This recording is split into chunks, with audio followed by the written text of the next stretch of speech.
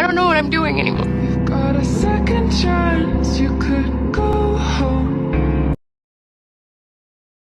Care of their child, provide for them.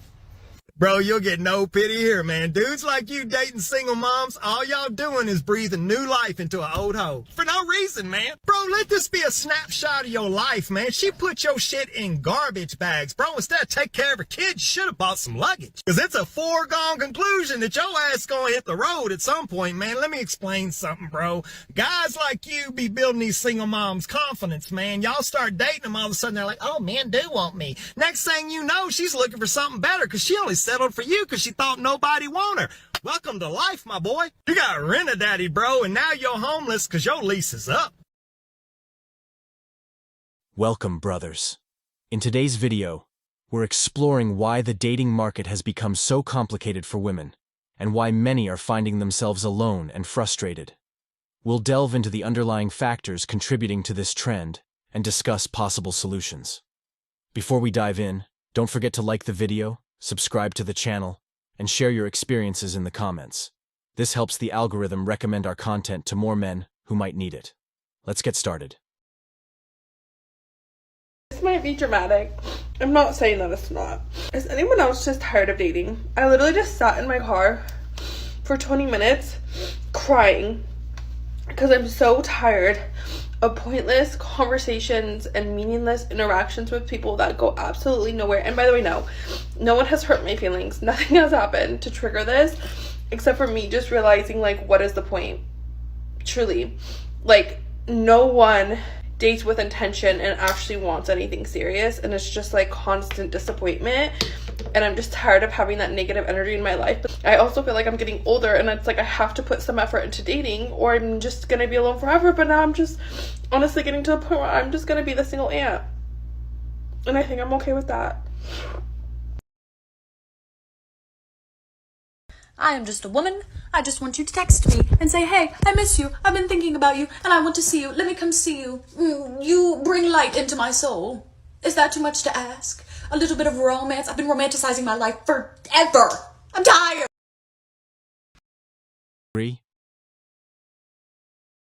I'm going to tell you if you're investing too much into your relationship and why you need to stop. It can be really hard sometimes when you are the one investing in a relationship as a woman, because it just breaks you down gradually over time, and he doesn't want the same things and you don't know what it is, and you keep giving him excuses for everything he does. But this is a really tangible tip that I'm going to give you. Look at your text conversation, and I know it's not all about text and conversations and all this stuff, but look at your text conversations. If you're leaving messages like this, describing your day, asking him how he is, and his is like, okay, cool, or yeah, that's funny, you are investing too much energetically into that relationship. And everyone's going to comment, especially men, saying, what, maybe he's just a man of few words. If he is a man of few words and you have seen that you're investing so much into the conversation and he's okaying you, if he is a man of few words and you pull back and you start to give him the same type of interaction, he will then see you a lot. You will just then interact a lot. My husband is somebody who doesn't text a lot, but he's certainly calling me all the time. He's certainly trying to see me all the time. So you'll be seeing him all the time. You'll realize he's just not a texter. But more likely than not, when you pull back and you stop investing so much energetically, because it is your energy, it's your thoughts. You have just spilt something out onto the page. You've told him how you feel. You've told him about your day, and there's no reciprocation, no reaction. Then you're going to ask me why you have low self-esteem. This is why you have low self-esteem, because you keep putting into something that is not flourishing. You keep putting into something that doesn't want you back. You keep trying to push energy where it's not needed and it's not flowing. So stop it. Give it back the same. It's a very tangible way to see if you're doing too much, and it's not good for you. What is your plan B if nobody marries you? There's no plan B, it's plan A. There's nothing wrong with being unmarried, happy, and independent. That guy that you're still crying over did not want to be with you. He chose to leave you. He chose not to fight for you. He chose not to make it work. And you are still idealizing him in your mind as if he was the one. He's the one that got away. He was your soulmate. How could that possibly be the one? How could he possibly be your forever soulmate if he chose to not stay? He chose to put you back out into the world, which is essentially saying, hey, other guys, you can have her. Why? You should only want to be with somebody that wants to be with you. Yes, you can miss him. You can be sad and grieve the relationship. I get it. Breakups suck. But stop putting him on this pedestal in your mind that he was the person for you and he was the best thing that ever happened to you. He was great for the time. He was great. But stop focusing on only the positive, especially if the only negative thing, you're like, oh, but he was great. Our relationship was perfect. But in the end, he chose not to stay. In the end, he chose to go. So if that is the only thing that you need to rest your head on to move on from this guy, he chose not to be with me. He didn't want me. He's letting other men choose me. How am I still crying over him? Because right now he's out there living his life. He's working. He's scrolling through Instagram. He's choosing to not text you right now. He's choosing to not call you. He's calling his mom. He's going to the gym. He went to the grocery store. He's still out there doing stuff. And none of them have to do with you. So if this is the sign that you needed to move on from him, you're welcome. But if you're ready to really find your husband and like just put all this stuff behind you and date from a place of more confidence, go link my bio, sign up for my course, find your effing husband. It'll change your life. Why would men or should men ever take on half of the domestic labor in their house when for centuries, they have been told that the only thing that they need to do to be a participant in a marriage and a relationship is to bring home a paycheck? So why now, all of a sudden, would they find the need to become an equal partner in a relationship, in a marriage, to distribute the domestic labor, the child care equally between their partner? Why now? What's in it for men? Why would they do something when for so long they have benefited from us doing everything and them not having to lift a finger more than going to work and bringing home money? Since the moment you two got together, you have cooked his dinners, done his laundry, fed his dogs, done everything for him. And now you're expecting him to equally divide the domestic and household labor? Why? Why would he want to do that? You've done everything for him for so long since you two have been together. That doesn't benefit him anymore. He has been benefiting this entire time from you making his appointments, reminding him to get his oil changed, reminding him to feed his dog, reminding him to register his car, reminding him to go get his vaccines, reminding him to schedule a haircut, maybe even scheduling it for him. Why would he want to use more of his brain now to make things more equal when he has been benefiting from you doing it the whole time? Stop doing it. Matter of fact, don't even start doing it. If you are to the point where you are serious in a relationship with a man, that you are starting to find yourself reminding him of things or cooking him dinner or doing his dishes or picking up his apartment for him, stop. You are not his mother. Do not mother that man. He doesn't need another mother. He needs an equal partner. Absolutely do not move in together yet. If that man lives on his own and takes care of himself, he manages to feed himself, he manages to bathe himself, he manages to have clean clothes for work, he does not need you to do it for him. And that is setting you up for failure in the long run. Because if you start doing it now, you're never going to be able to stop. Because that's what he's going to come to expect from you. He doesn't have to do his laundry, you'll just do it. He doesn't have to make his appointments, you'll just do it. He doesn't have to cook dinner, you'll just do it. He doesn't have to do the dishes, you'll just do it. He starts assuming things are going to get done by you because you've started doing it. Don't start. If you do choose to move in together, I have some words of advice. Sit down and discuss how things are going to be divided up equally between the two of you. How are finances going to be divided? How is the housework going to be divided? You have absolutely no reason to take on his burden on you. Do not make his appointments. Do not remind him of things. Simply set out as you mean to go on. There is no benefit in this for you in doing any of those extra things for him. So stop doing it. Men are the majority of victims of public sphere violence. I'm not saying that any of those statistics or male suicide, any of that stuff exists, because it does. Men are the victims of more workplace violence, workplace like suicides, low enrollment rates. That's it. That's not systematic oppression in society. Really? I think that when a 6-year-old girl can hit another child and get away with it and never ever have to suffer retaliation because he's a boy, okay? I think that's systematic. How? Because if the system intervenes and punishes the boy for hitting back, right? It's systematic. Because we hear the same argument. What, you're saying that it should be okay to hit women? Nobody should be hitting anybody in the first place. Hit back. You can hit back. You shouldn't hit okay for a woman to hit a man? What? Why does feminism say it's okay to hit a man? Feminism does not say that it's okay to hit Okay. a man. Thank you for the questions. Okay,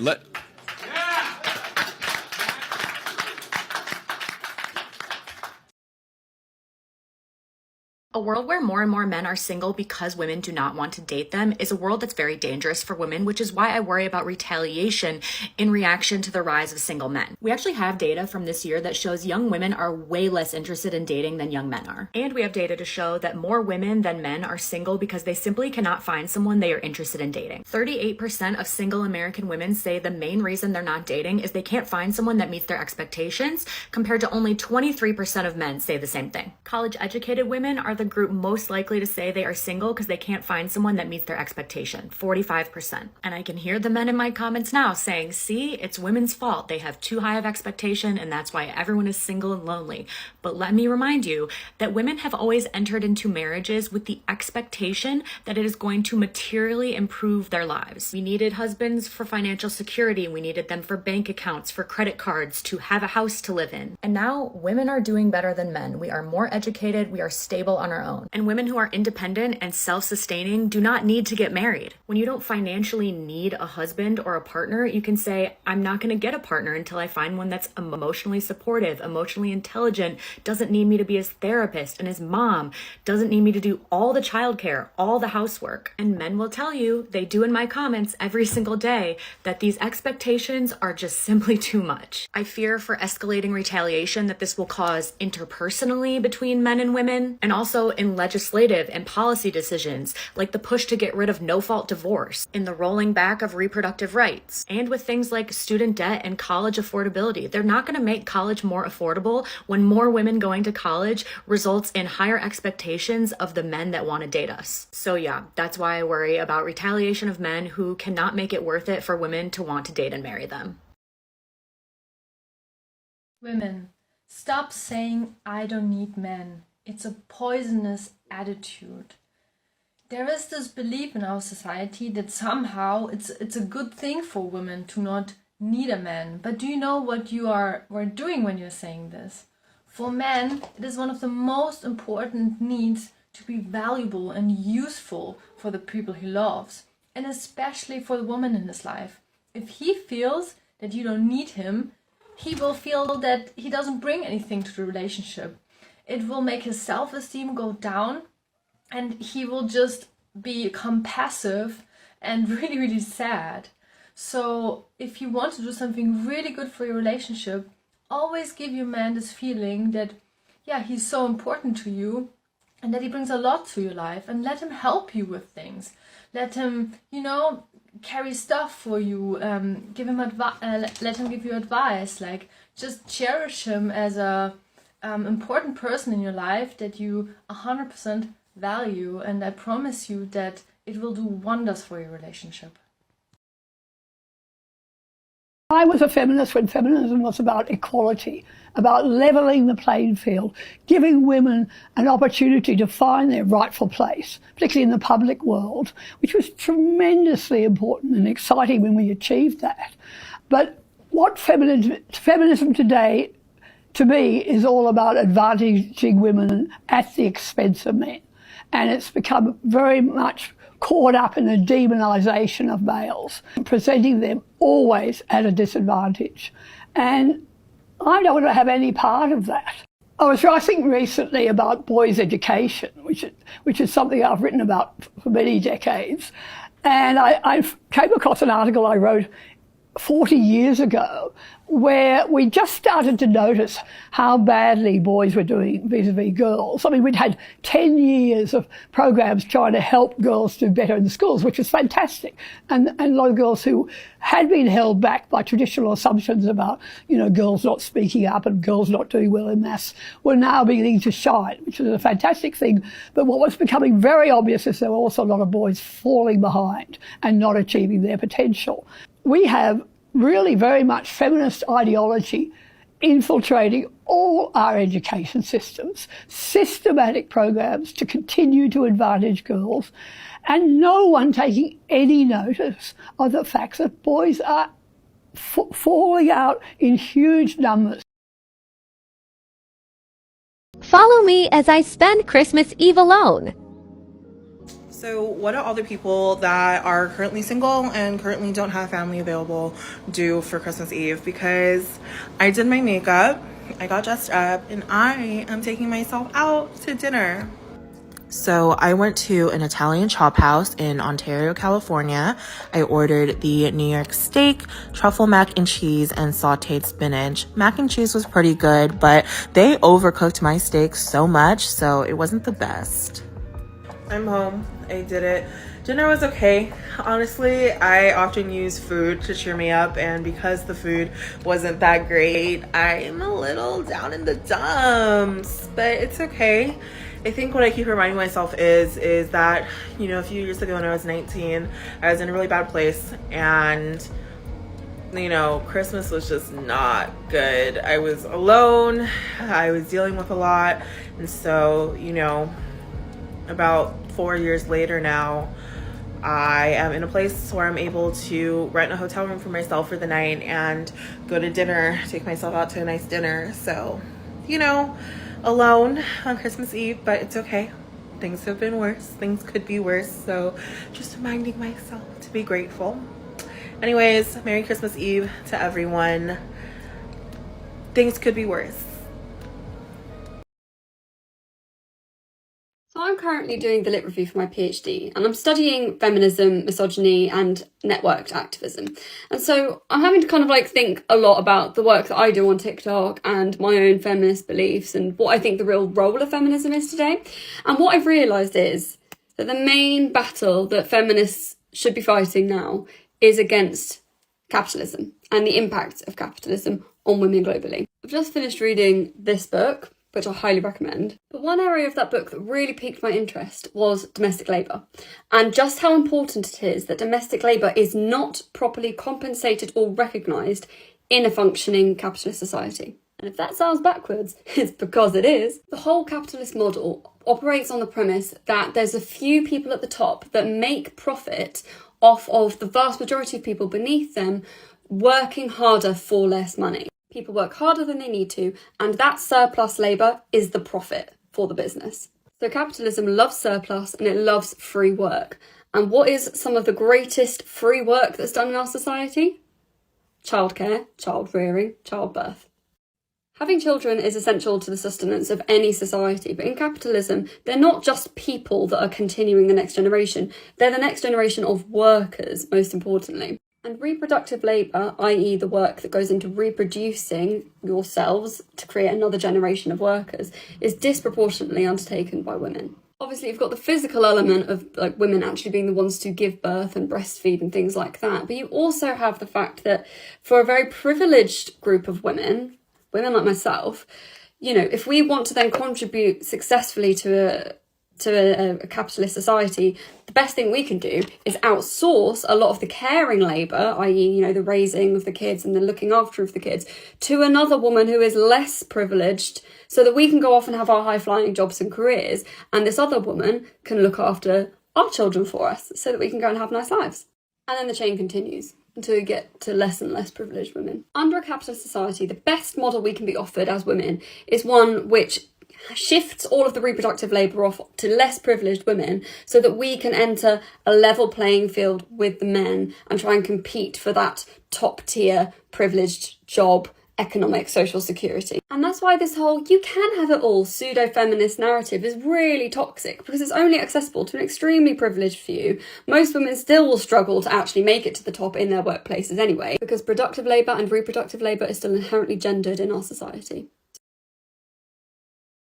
After my divorce, I thought things would just get better. Time would heal all wounds, and after a certain amount of time, I'd just be back on track. And that couldn't be further from the truth. And I'm not saying that time doesn't help. I just wasn't doing the things I needed to do to heal and grow and move forward and actually move on from what had just happened. Because you have to grieve and heal and process emotion and figure out a plan for your next chapter. I wasn't doing any of that. So after longer than necessary, I did figure out how to put your life back together after divorce and do it in a really beautiful, big, wonderful way. This is just a reminder that if you're going through this right now, it's okay to feel the feelings and take some time. Don't forget that you've got to take the steps necessary to get to that next chapter. That's exactly what I do now. I help women start over after divorce. If you feel stuck and you need help with a plan, you can schedule a free 15-minute call with me, and we can kind of talk about where you're at and where you want to go and how I can help you get there. But no matter what, don't forget, it's gonna be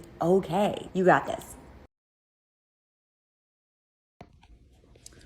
So today, I moved, and even though it may not look like I moved, because this is my pile, this is literally my pile that is gonna be for goodwill, but it just goes to show you that I had all this extra stuff that I clearly didn't need, but had it in here because I had a home and I had a house and I had the space for it. And I am going to a suite now, and a 2-bedroom suite. And so I was like, don't need this shit. It's all extra. Even bags of clothes. And it's kind of crazy. I'm moving, starting a new journey, which I'm excited for. I'm scared. I don't know why I'm scared.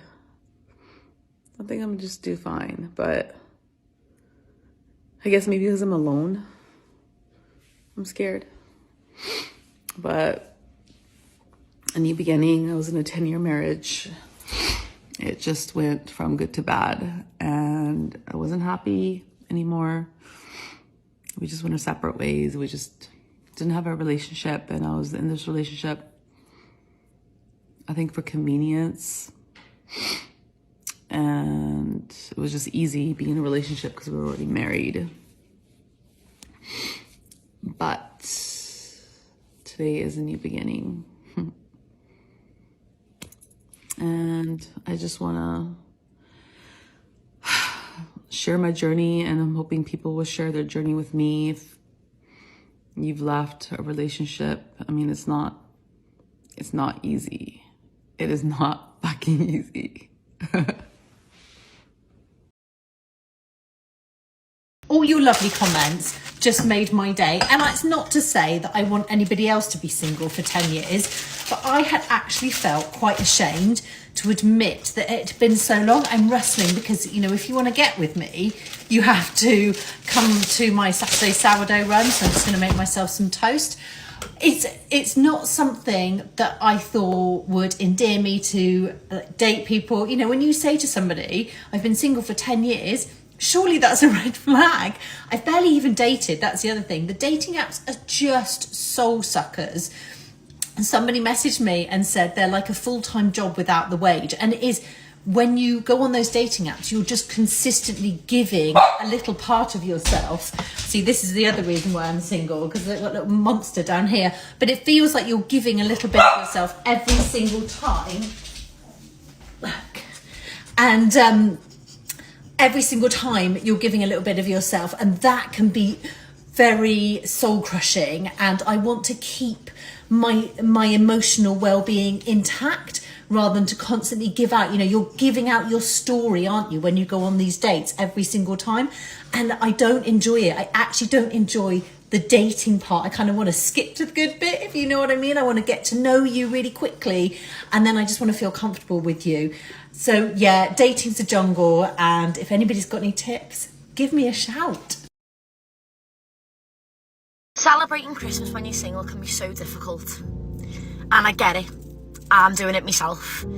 You've got no one to buy presents for, you haven't got anyone buying you presents in return, you're going to go on social media, you're going to sit and look at everyone else opening the gifts off their loved ones, and you feel quite isolated and alone. I have to sit back sometimes and just think, keep your chin up, Soph. People are in worse situations than what you're in right now. And again, I know it's difficult, but you need to focus on the positive things that you've got going in your life. If you're lucky enough to have the majority of your family sat around you at a Christmas table, there's people who haven't even got that. You know, people who they love and care about. And, you know, I'd do anything to have my grandparents back around that Christmas table. You know, if you're going through a bit of a shit time and you're feeling a bit shitty and isolated and lonely, go and sit with your grandparents or sit with your parents and give them a hug and just realise that you've got so much to be thankful for, that you don't have time to sit moping about, you know, what could have been if you were still in your relationship. And at the end of the day, sometimes not being in that relationship is probably the best thing for you. But just keep your chin up, you know, we're all there for you. And yeah, try and have a good Christmas, because, you know, you never know what's around the corner. I regret to inform you all that the incels have been incelling again. If you are frequently on Reddit, you might have noticed that ever since the API debacle and Reddit deciding to go public with its stock offerings, your recommended subreddits may have changed. One of the subreddits that's been popping up on my feed has been r/TrueRateMe. It's supposedly a spot where you can post selfies and get a real accurate rating from 1 to 10 as to how attractive you are. When you consider that the person posting the picture is consenting to being rated, it doesn't sound all that bad at face value. All of the posts I have seen have been absolutely drop-dead gorgeous women, and every time I've clicked on the comment section to see what they were rated as, it's been appallingly low. That set off alarm bells in my head, so I thought, there's gotta be more to this. So I looked a little deeper. I know this is hard to read because the text is ridiculously small, but this is their rating guide. 10, they say, is basically unattainable. They have Brie Larson at a 5.5, as well as Keke Palmer. Here's the second half of the scale. I also noticed that if you overrate on that subreddit, you have like 3 chances to do so, and then they ban you. Now, right now, you may be thinking that I'm just overreacting. Maybe they're just really strict with their rules, and maybe they're very picky. Let me show you what I dug up on the history of this subreddit. You see, there have been articles written about this subreddit due to the ridiculous rating system. This is a conversation between a moderator of this subreddit and the person who wrote this article.